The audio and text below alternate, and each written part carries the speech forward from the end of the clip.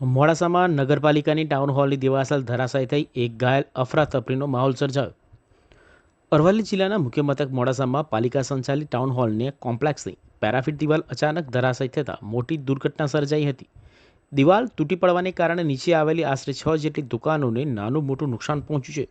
આ અકસ્માતમાં ત્યાં હાજર આરએસએસના કાર્યકર મોહન પટેલને માથાના ભાગે ગંભીર ઇજાઓ પહોંચતા તાત્કાલિક સારવાર અર્થે મોડાસા સાર્વજનિક હોસ્પિટલમાં ખસેડાયા હતા.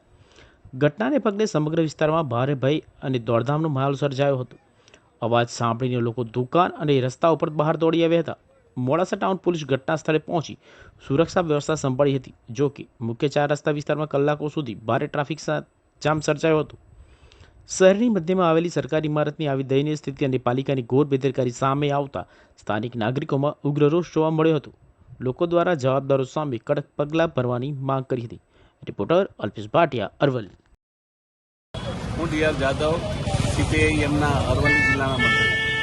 આજે મોડાસા નગરમાં ટાઉન હોલ શોપિંગ સેન્ટરમાં એક હાદસો બન્યો છે. એમાં માણસો ઘાયલ થયા છે. આ બિલ્ડિંગ વર્ષો જૂનું પુરાણું છે. એને ઉતારી લેવાની નોટિસ આપવી જોઈએ. એને નવેસરથી બનાવવા માટે કંઈક કાર્યવાહી કરવી જોઈએ. આવા બિલ્ડિંગો મોડાસામાં કેટલાય છે અને હજુ પણ જાનહાનિ થાય, મોટું વાવાઝોડું આવે, વરસાદ આવે તો મોટી જાનહાનિ થાય એવી છે. એનો નગરપાલિકાએ સર્વે કરવો જોઈએ અને આવા કેટલા બિલ્ડિંગ છે તેને ઉતારી લેવાની નોટિસ આપવી જોઈએ અને ભવિષ્યમાં જાનહાનિ ના થાય એની ખબર રાખવી પડે.